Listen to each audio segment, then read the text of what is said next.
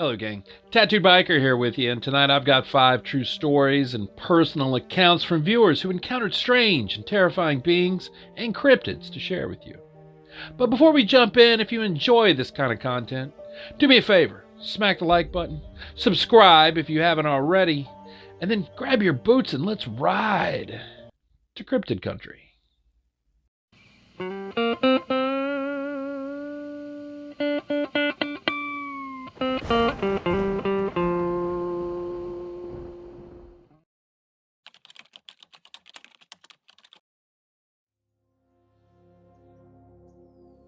Hey biker, I know you ask for personal encounters. Maybe you can use mine.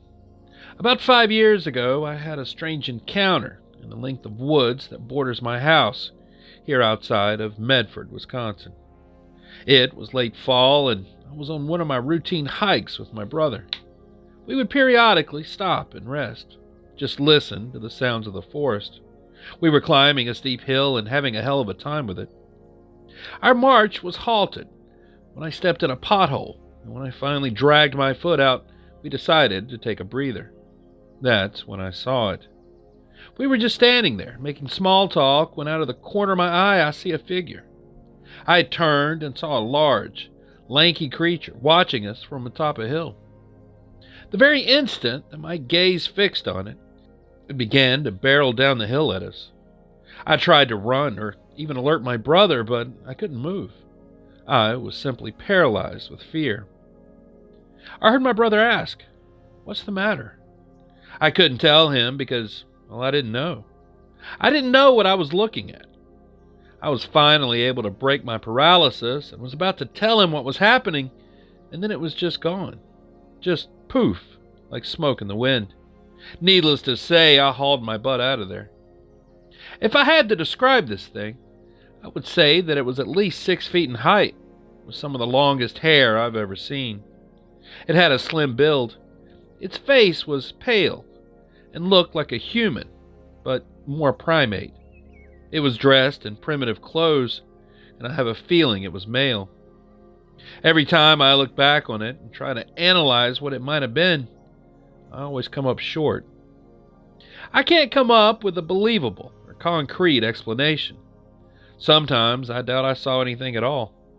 Granted, this isn't the first strange experience I've had in those woods, but definitely the most memorable.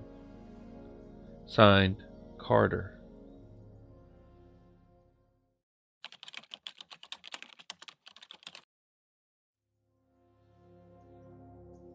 Hello, biker.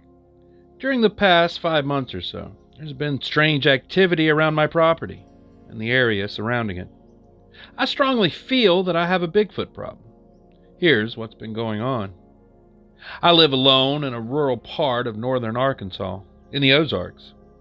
My closest neighbor is about a half-mile down the road. Each evening before dusk, I walk my 2 dogs along the road and occasionally into the woods. Since early September, when we'd reach an area near the edge of my property during our walks, small rocks and branches have been hurled from the woods in our direction. In fact, one evening my pit bull was hit in the hindquarters, hard enough to cause swelling. The dogs have reacted violently during a few walks, but not all the time. Because of the initial activity, I decided to walk my dogs in the other direction along the road. Then about 3 weeks ago, the same activity started along the new route. For the past few days, I've just allowed the dogs to roam on their own in the yard and the woods around my house. I figured that the dogs would avoid any danger and stay clear of whatever was out there. I believe that they've been okay and have returned to the house after 10 minutes or so. Well, now I have another problem.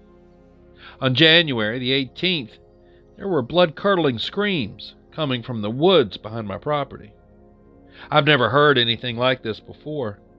It sounded like someone or something was in terrible pain, and it was coming from several directions all at once. The dogs cowered in the basement and wouldn't even come upstairs until the next morning when I left them outside. When I opened the back door, there was this awful stench that still lingers in the air. It smells like old roadkill, to be honest.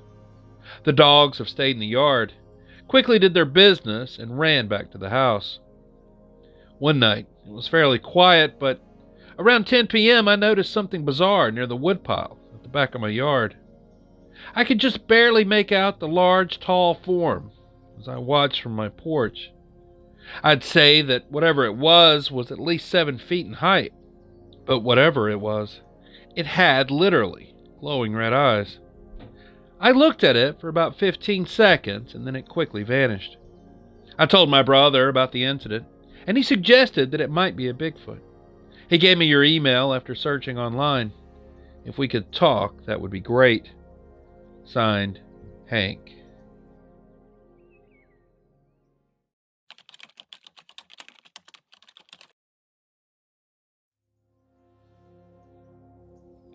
So, biker, this is a story my mother told me. These sightings came from Michigan, just northwest of Flint, south of Saginaw. The story goes that my parents were driving at night on All Hallows Eve in 1976 when, suddenly, a large, slender, lanky feline animal crossed the street, making them slam on the brakes. When this thing turned its head to look at them, my parents were horrified to see that, well, it had a human face. This happened the following year on the same road and the same day. I don't have many more details.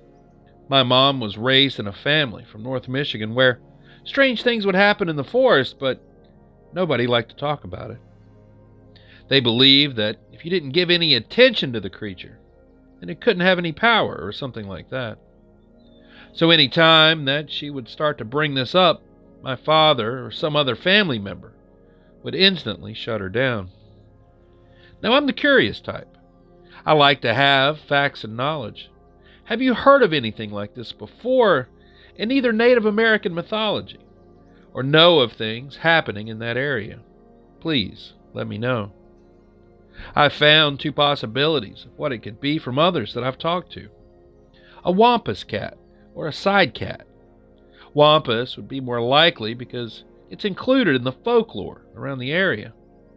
However, the physical description that was given to me when I asked reminds me a lot more of the Sith cat found in Celtic or Scottish mythology and folklore. It's said that a witch can transform into a cat 9 times. If they transform into a cat for the 9th time, well, then they'll remain in cat form. This is possibly where cats having 9 lives comes from. Now, I don't know if I really believe in all of this. However, there must be some unknown creatures that made people create these stories. Thanks for reading. Signed, Eric.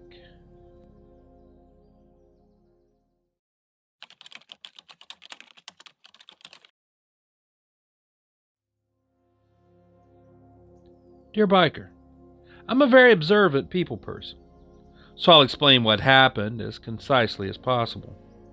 It was 1985 and my second year at the University of Arkansas in Fayetteville, and I was living on the upper floor of a co-ed dorm. It was the beginning of fall, so the nights were starting to get just a slight chill. I came home late Friday night, or more like the early hours of Saturday, from dancing and partying with friends. My dorm had a private fenced-in parking lot in front, and a free-to-others type parking behind it. Since I came home so late, literally every spot was taken in the private lot, and I had to park my car down the hill behind the dorm. Saturday night rolled around, and even though I was still sporting a bit of a hangover, my friends talked me into going out that night. The private parking lot was lit with huge streetlights, and so was the street that ran in front, where the sidewalk led you to the back lot. I took off through the parking lot, stepped onto the sidewalk, and that's when I noticed a couple, arm in arm, walking my way. I don't think anything of it, other than I was going to have to step aside and let them pass. Both were dressed like they had already been out having fun. As I reached them and made eye contact in the somewhat dimmer light, he looked at me, and his eyes were red. And I don't mean the whites of his eyes. Like his whole freaking eye glowed red. I don't want to sound nuts, but It's like they were an animal's eyes, reflecting in a spotlight at night. A projecting glow. Then she glanced my way as I was passing, and her eyes were exactly the same. A solid red glow. The whole thing freaked me out pretty bad. I took off running to my car and went out to party. And I didn't tell anyone else because, well, I figured they would think I was crazy and just seeing things. But I've never seen anything like that since. I guess I'd put it out of my mind until I was talking to my spouse one night, and the memory surfaced like a nightmare. Now, of course, I'm not scared now. That was decades ago. I didn't know what they could have been, but it was also the way he continued to stare as I passed that really unsettled me. I don't think I was supposed to see that. Signed, Eli.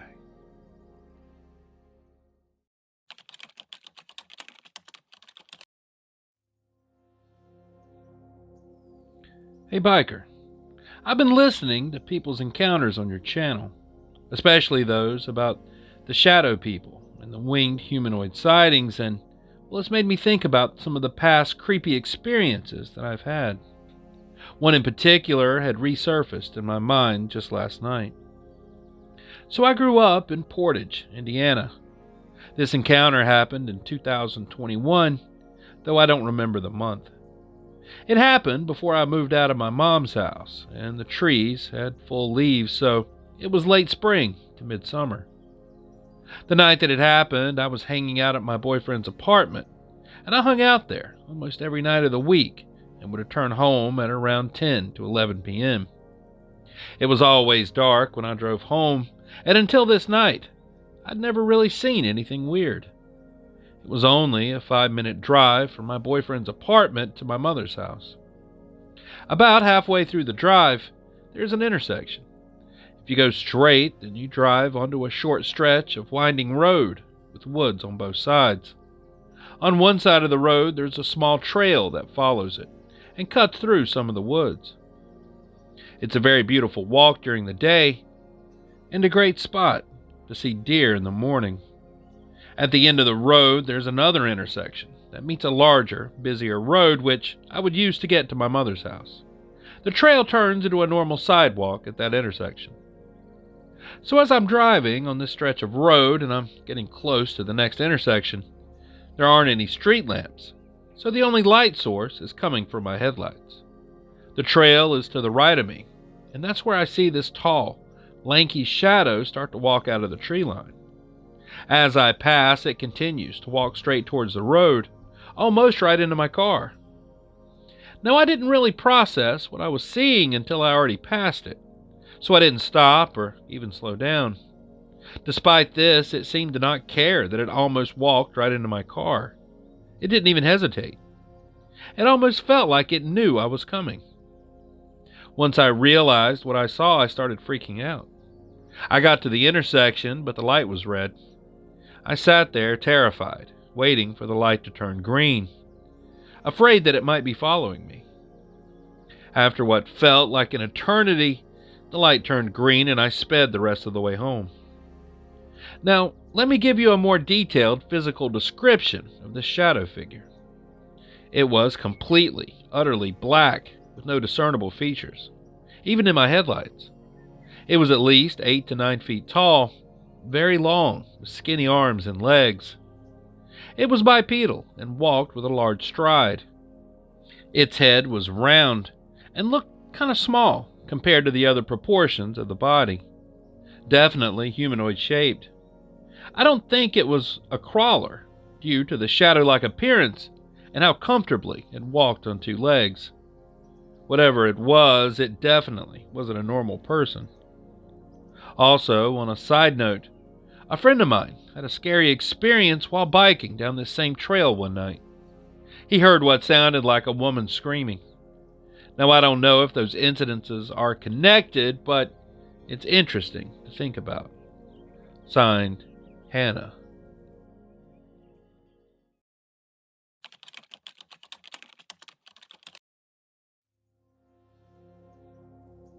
Dear Biker, in the town of Bladenboro, North Carolina, just 8 miles southwest of Elizabethtown, where I stay, It's said that a demon cat from hell used to stalk the woods, killing livestock and making the locals scared. Then it suddenly disappeared. That's what they say anyway, but we know it didn't. To this day, there's been reports of something. It looks like an abnormally large mountain lion, with blood-red eyes and fur as black as night. Its cries have been compared to that of a woman being torn apart and screaming for her life. Luckily, it only has a taste for goats and cows, or so we think anyway. I'll tell you, there's been a few people that have gone missing.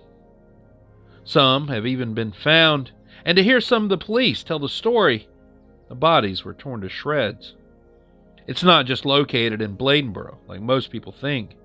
It goes from Bladen Lake State Forest to the Green Swamp Preserve area, which covers 3 counties and about 1,225 square miles. A friend of mine was hunting one day down in Green Swamp Preserve when it started getting dark. Now, if you hunt in this area, then you know that you've got to be out of the woods before dark by law. So he climbed down from his tree stand and began to walk through the swamp and the underbrush to where he had parked his truck. Now, my friend is a cornbread-fed Southern boy and has the size to prove it. He stands 6 feet, 6 inches tall with a weight of 260 pounds of pure farmhand muscle. He isn't small by any standard, so he learned not to be scared of anything. He said what happened next made him never want to go in the swamp hunting again. He was making his way through the brush, he said, when he began hearing something walking through the woods toward him. He stopped to listen for it, and he said it sounded like a big black bear. So he got his gun ready just in case. When he stopped, it stopped. When he walked, it would walk. He said it made him nervous because whatever it was, he knew he was there and he won't be running off.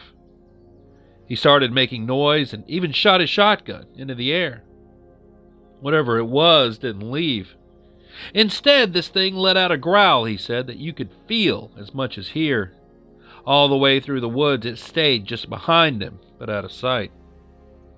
When he came out of the woods and onto the dirt road, he said that his truck was about 50 yards down from him.